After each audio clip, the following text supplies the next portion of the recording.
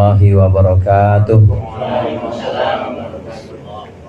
Alhamdulillahilladzi tawadhu'a kullu syai'in li'izzatihi wa dhalla kullu syai'in liqudratihi wastalama kullu syai'in li'azamatihi.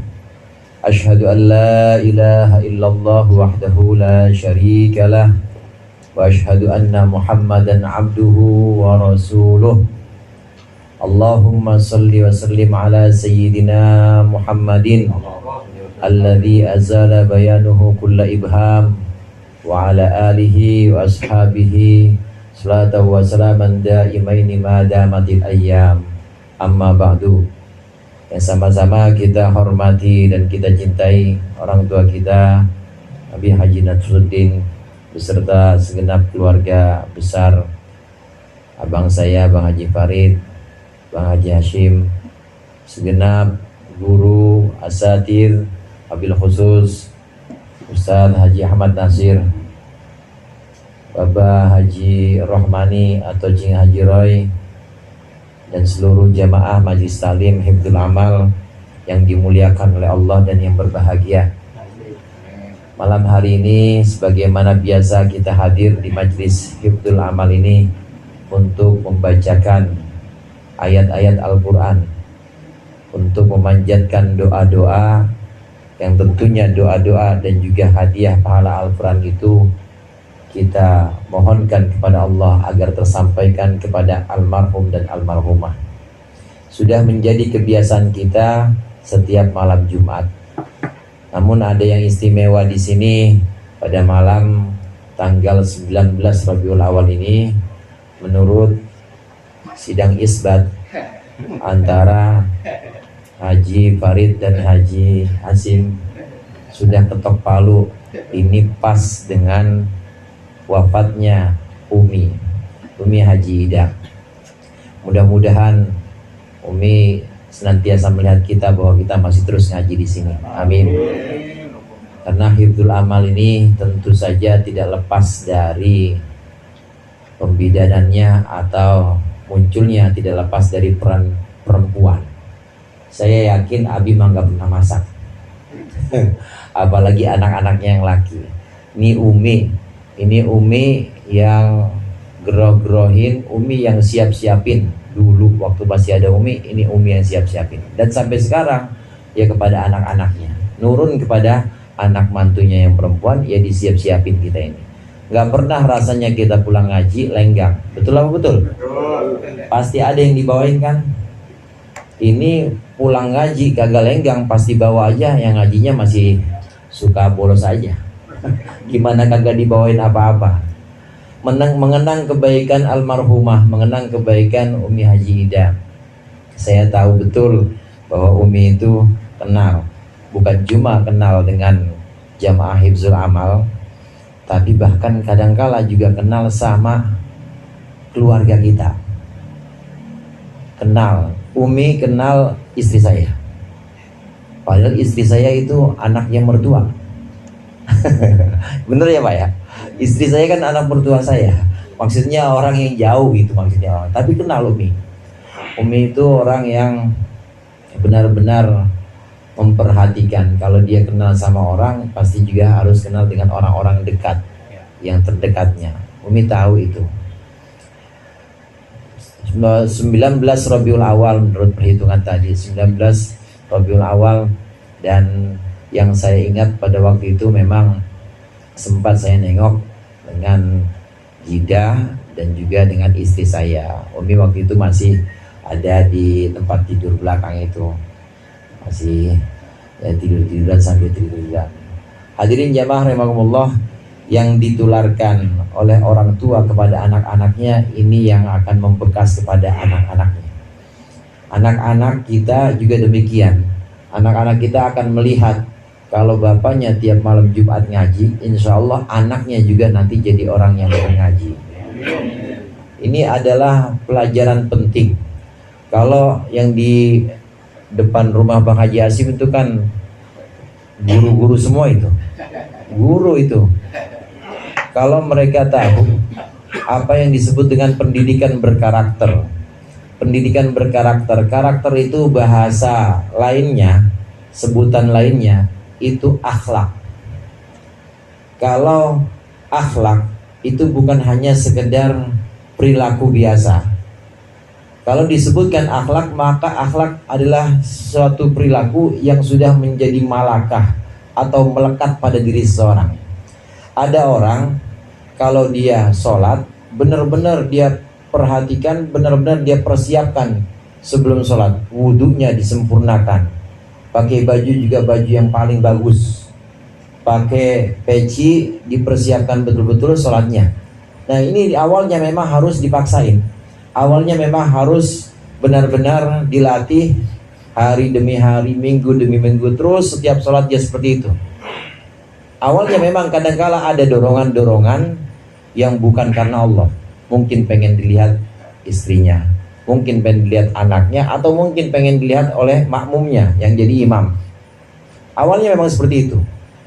Nah nanti kalau sudah menjadi kebiasaan dan sudah melekat pada diri seseorang, mau dilihat orang ataupun enggak, mau di dalam tempat keramaian maupun dalam tempat yang sepi, dia tetap menjaga wudunya dengan sempurna, sholatnya dengan sempurna, pakai peci juga paling cakep, pakaiannya juga dipilihin yang paling bagus. Mau ada orang atau maupun sepi, dia tetap seperti itu. Maka itu udah jadi akhlak. Ini yang namanya karakter, sudah melekat. Jadi karakter atau akhlak itu adalah perilaku yang sudah melekat pada seseorang, dan dia tidak akan memperdulikan mau dilihat orang ataupun enggak. Kalau sekarang kan di Indonesia beda. Kebanyakan orang pada takut sama CCTV. Ini di Pondok Indah ada CCTV nih. Kemarin saya habis perpanjang, kata Pak Jasim. Makanya di-share tuh, hati-hati kawan-kawan sekalian, di-share. Ada CCTV, takutnya sama siapa? Sama CCTV. Berarti kedisiplinan dalam berkendaraan itu belum melekat. Kalau belum melekat berarti belum berkarakter. Kalau belum berkarakter berarti belum jadi akhlak. Itu masih ada kalau ada CCTV, masih ada pertimbangan itu. Nah yang diajarkan oleh orang tua kita, diajarkan oleh almarhumah Umi Haji Ida, ngompenin orang ngaji, kemudian juga kenal sama orang, bukan cuma sekedar kenal pada orang yang dekat kepada dia, tapi juga kenal pada orang yang dekat dengan dia, sama keluarga-keluarganya.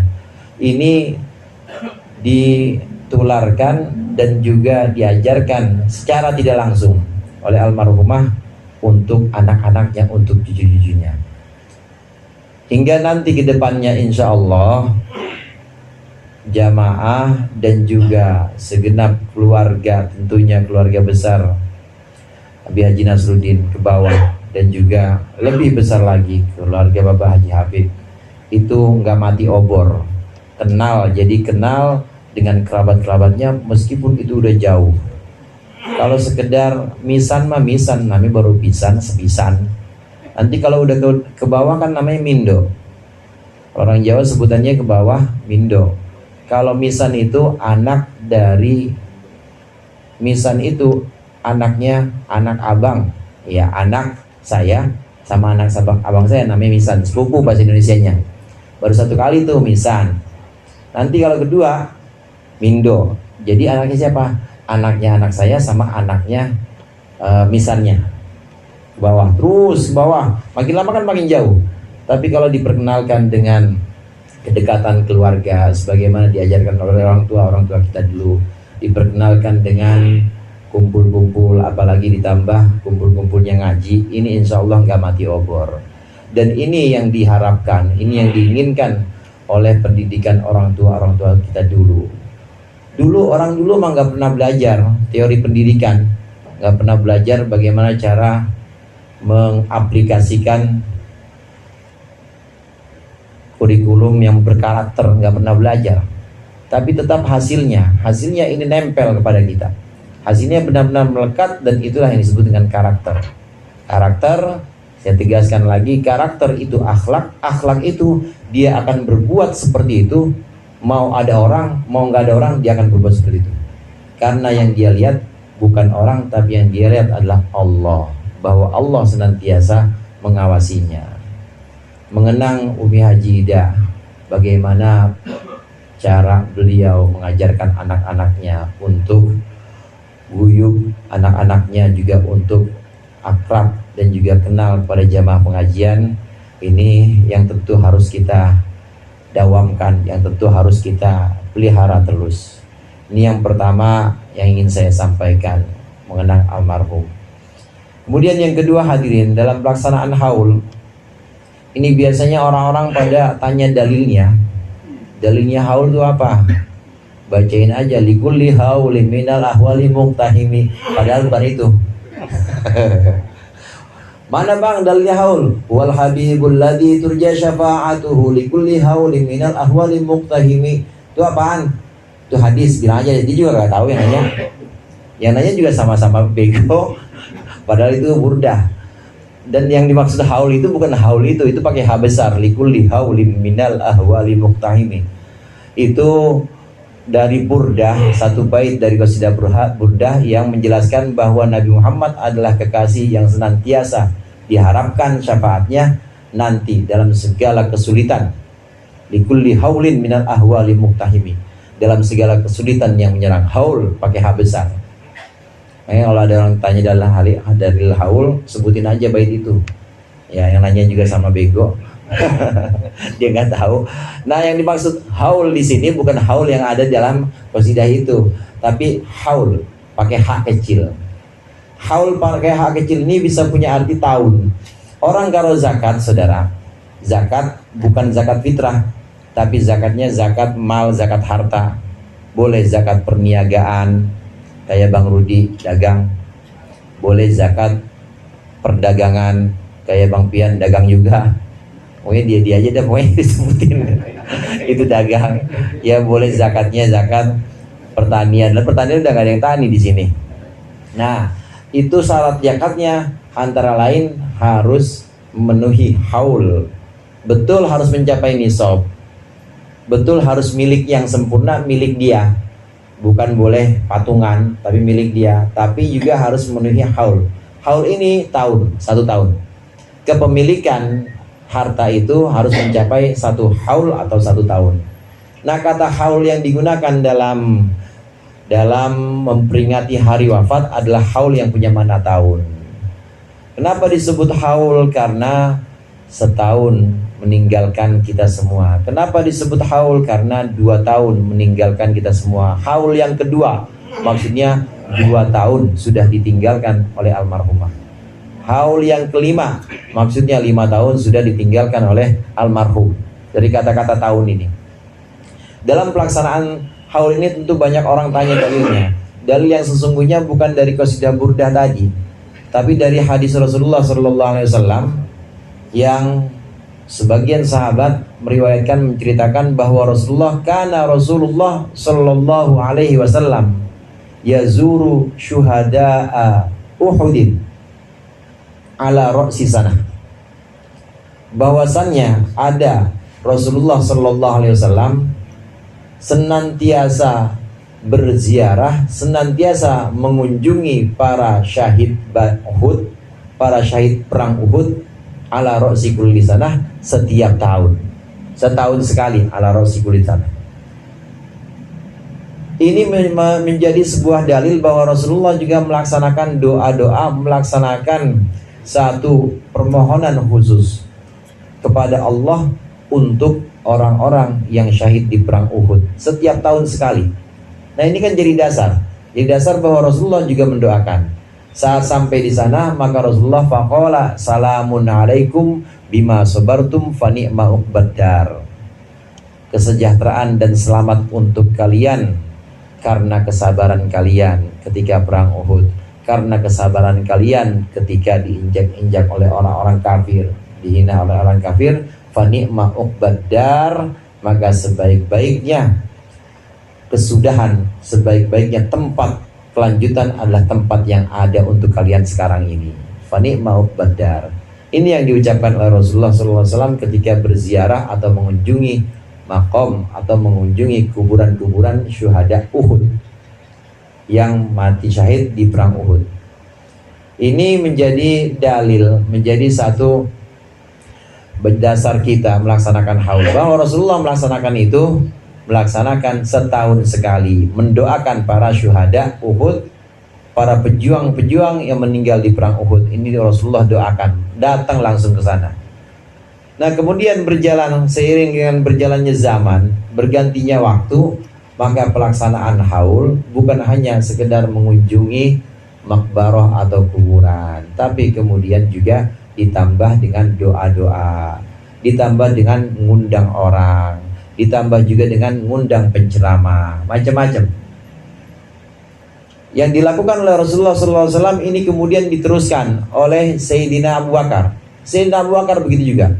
Karena para sahabat menyaksikan bahwa Rasulullah melaksanakan ini hingga di sakit terakhirnya beliau. Menjelang beliau wafat, sakit-sakit masih datang ke sana. Masih datang ke syuhada Uhud. Karena ya Sayyidina Abu Bakar setelah Rasulullah wafat, ini kemudian menjaga dan melestarikan tradisi ini setiap tahun. Sayyidina Abu Bakar. Demikian juga Sayyidina Umar setiap tahun datang. Demikian juga Sayyidina Utsman, Sayyidina Ali, sampai Sayyidina Muawiyah, walaupun tinggalnya bukan di Madinah, walaupun tinggalnya di Damaskus. Tahu Damaskus, Pak? Jauh dari Taman Puring, masih jauh. Poncol masih 2 kali naik lagi, naik dapur sama naik pesawat. Itu dilakukan oleh Sayyidina Muawiyah ketika beliau haji, mampir ke Madinah. Di Madinah itu ada Bukit Uhud, dan melaksanakan doa itu untuk syuhada Uhud. Ini sudah jelas betul bahwa yang dilakukan oleh ulama setelah Rasulullah, maksudnya adalah ulama us-sahabah, sahabat-sahabat yang memang menjadi orang-orang alim saat itu, menjadi tempat masyarakat untuk menirukan atau meneladaninya. Ini jelas sekali, ini merupakan sebuah ijma', ini merupakan sebuah kesepakatan ulama yang dasar hukumnya adalah sunnah. Sunnah kita melaksanakan haul kalau memang bisa dan tidak dipaksakan. Ini tentang dasar haul, dilakukan terus. Nah, seiring dengan berjalannya waktu, bergantinya zaman, maka pelaksanaan haul biasanya ini terdiri dari 5 hal, saudara. Yang pertama tentu tidak boleh ditinggalkan ziarah. Ziarah, saya tahu Bang Haji Farid sama Bang Haji Asim tiap Jumat, walaupun nggak ada CCTV-nya Bang Haji Roy ya? Ada nggak di makam CCTV? Meskipun nggak ada CCTV-nya, tapi saya bisa tahu, ngelihat. Orang saya pernah ketemu sih pasti ngelihat, bahwa ngelihat hari Jumat. Karenanya ziarah harus ada dalam pelaksanaan haul. Demikian juga yang dilaksanakan oleh kiai-kiai kita dulu, ulama-ulama, orang-orang alim kita dulu. Itu ketika menghauli gurunya, ini pasti ada ziarahnya. Pasti ada ziarahnya. Kemarin yang pada ikut ke Rembang, itu juga ada ziarahnya. Sebelum acara puncak ada ziarahnya. Itu juga yang kita laksanakan dalam haul masjid misalnya. Sebelum pelaksanaan haul, ya kita ziarah dulu. Karena Nabi Rasulullah SAW juga ziarah. Kemudian yang kedua selain ziarah, tentu mendoakan almarhum, mendoakan almarhumah. Ini udah kebiasaan kita nih. Kadang bukan haul aja kita mah doain, namanya anak soleh bukan? Amin nggak Pak? Ada anak yang soleh, anak RW dong. RW soleh. Tiap waktu kita doain. Nah, lebih-lebih ketika ada momentum haul ini, maka kita doanya kita baca bukan cuma sendiri, tapi doanya kita doa rame-rame, kumpulin keluarga. Tambahin lagi yang tadinya cuma Rabbik firli warhamni, Rabbik firli wali walidayya warhamwa kama rabbayani shaghira, tambahin lagi doanya, doa wahbah.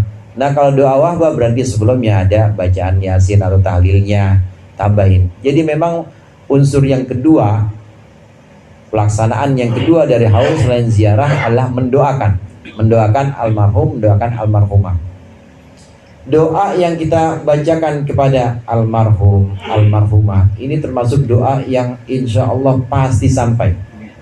Hadirin jamaah rahimakumullah, ada doa yang pasti sampai kepada Allah dan pasti Allah ijabah. Di antaranya adalah doaul mukmin ala akhihi fi dhahril ghaibi, ala dhahril ghaib. Doa orang Islam kepada saudaranya tapi tidak di hadapan saudaranya. Kan kita mendoakan di sini tiap malam Jumat, kita mendoakan almarhumah Umi, mendoakan semua almarhum Bapak Jabid, semua almarhumah kita doakan di sini tanpa hadir di depan orangnya. Ini insya Allah termasuk doa yang pasti sampai dan dijawab oleh Allah. Bandingannya saudara, bandingannya kita bangun malam dan kita doain, mudah-mudahan RT Rudi naik. Naik apa ke pokoknya, mudah-mudahan RW oleh naik. Nggak tahu tapi RW olehnya, RT Rudinya juga nggak tahu. Itu termasuk ala dhahril ghaib, mendoakan saudara tapi tidak di depan saudaranya tanpa sepengetahuan orang yang didoakan. Ini termasuk doa yang insya Allah pasti Allah ijabah. Nah demikian juga doa wahbah yang kita laksanakan tidak di depan makbarah misalnya, tapi di sini, ini insya Allah termasuk doa-doa yang Allah kabulkan. Pelaksanaan haul selain ziarah juga ada doa untuk almarhumah, untuk almarhum semuanya. Kemudian yang ketiga, diantaranya perubahan seiring dengan zaman dan tidak dilakukan oleh Rasulullah memang, tapi oleh ulama-ulama setelahnya. Dalam pelaksanaan haul biasanya ada sodakoh atau sedekah yang pahalanya ini diniatkan untuk almarhum, untuk almarhumah. Berkat kalau cara kita mah, diberkatin, kasih berkat. Atau kalau nggak berkat nggak apa-apa, makan. Yang penting kasih makan. Pahalanya buat siapa? Pahalanya buat almarhumah, pahalanya buat almarhum. Sedekah yang kita lakukan dan kita niatkan untuk almarhum, untuk almarhumah, semua ulama sepakat bahwa itu pasti sampai kepada almarhum dan almarhumah, kecuali yang gak sepakat yang ngeyel mengenai bacaan Al-Quran. Yang berikutnya selain sedekah yaitu bacaan Al-Quran. Bacaan Al-Quran juga begitu, ini juga akan sampai kepada almarhum dan almarhumah. Tentang bacaan Al-Quran ini pasti sampai. Kalau ini udah benar-benar kesepakatan ulama, udah ijma bahwa semuanya menyatakan bahwa Al-Quran yang memang diniatkan untuk almarhum, untuk almarhumah, itu pasti pahalanya sampai. Nah kalau gitu kita nggak dapat pahala dong Ustaz? Nggak begitu. Jadi tetap pahalanya akan digandakan oleh Allah. Yang kita niatkan untuk almarhum, almarhumah itu tetap sampai. Itu tidak mengurangi pahala dari bacaan-bacaan kita. Bacaan Al-Quran, bacaan zikir tertentu seperti tahlil yang juga menjadi inti dari tahlilan, la ilaha illallah. Bacaan sholawat, kita dapat pahalanya. Kemudian digandakan pahala ini, Allah limpahkan juga, Allah curahkan buat orang yang kita niatkan. Akan kita kirim, kita transfer ke sana. Dan itu tidak mengurangi saldo pahala kita, nggak mengurangi bacaan-bacaan yang sudah dituliskan pahalanya untuk kita. Semua ibadah-ibadah demikian hadirin. Semua ibadah yang berupa ibadah-ibadah sunnah ini bisa kita mohonkan atau kita hadiahkan, kita mohonkan kepada Allah untuk dihadiahkan kepada orang tertentu. Bisa kepada almarhum, bisa kepada almarhumah. Inilah 4 hal yang biasa dilakukan oleh ulama-ulama kita dan juga menjadi tradisi kita. Ziarah, kemudian mendoakan almarhum dan almarhumah, kemudian membacakan ayat-ayat Al-Quran seperti Yasin dan surat-surat yang lain, Al-Falaq, An-Nas, Al-Ikhlas, dan juga bersedekah yang pahalanya diniatkan untuk almarhum, almarhumah. Hadirin jamaah rahimakumullah. Yang terakhir selain 4 itu, pelaksanaan haul ini biasanya mengumpulkan orang-orang, manggil ustadz juga. Manggil ustadz, ya ustadznya macam-macam. Ya ada ustadz yang ngaji, ya ada ustadz yang menghibur, macam-macam. Pokoknya manggil ustadz. Manggil ustadz, ini sebenarnya untuk idkhalus surur atau untuk nyenengin orang. Nyenengin orang yang diundang. Orang yang diundang biar dapat pahala, biar dapat bukan pahala, biar dapat oleh-oleh, bukan cuma berkat, tapi ada yang dia bawa dari haul itu. Ada nasihat-nasihat. Mengumpulkan orang-orang ini supaya orang-orang juga senang ketika dia datang dan juga senang ketika dia pulang. Dan bukan hanya sampai di situ, tapi orang-orang yang hadir di sini kita minta untuk juga turut mendoakan almarhumah, turut mendoakan almarhum. Kalau kita sendiri kan kita makhluk, maka kita wajib sama-sama. Yang cuma mau sendiri doang itu berarti udah belaga jadi Tuhan, karena dia maunya sendiri aja, nggak mau bareng-bareng. Tapi kalau bareng-bareng namanya makhluk kan sama-sama lemah. Kita pengen bareng-bareng ngerobohin pohon, itu lebih gampang dibanding kita sendiri ngerjainnya. Betul lah, betul. Demikian juga kita ingin memanjatkan doa, kita ingin memintakan doa untuk almarhum dan almarhumah. Ini akan lebih kencang dan akan lebih cepat ijabahnya apabila kita laksanakan bareng-bareng. Apalagi kalau lebih dari 40. Kalau lebih dari 40, maka setiap 40 dari doa orang-orang itu ada satu orang yang doanya kayak wali. Doanya kayak wali. Artinya pasti Allah ijabah dan Allah angkat. Ini barokahnya jamaah. Al-barokah ma'al jamaah. Barokah itu ada bareng dengan orang-orang lain atau dengan kebersamaan jamaah. Sampai enggak kalau kita doa sendiri? Sampai. Kalau kita doa berdua sampai juga. Tapi ya alangkah lebih baiknya kalau kita doanya berjamaah. Jamaah ini penuh barokah. Jamaah ini juga yang nanti akan dipantau dan dilihat oleh malaikat. Karena malaikat itu ada malaikat-malaikat yang tugasnya itu mantau. Ada malaikat-malaikat yang tugasnya itu memperhatikan majlis-majlis. Oh, ini hifzul amal. Ini lagi pada tahlil ya Allah. Oh, ini lagi pada baca kitab. Oh, ini lagi pada ngopi. Itu semuanya dipantau, itu semuanya dilaporkan kepada Allah Subhanahu wa taala. Dan itu yang nanti dibanggakan oleh Allah. Dibanggakan kenapa? Bangga karena jamaah hifzul amal belum pernah melihat surga kan semua ya? Belum pernah melihat surga kan ya? Tapi pengen nggak masuk surga? Belum pernah ke sono tapi pengen banget ke sono.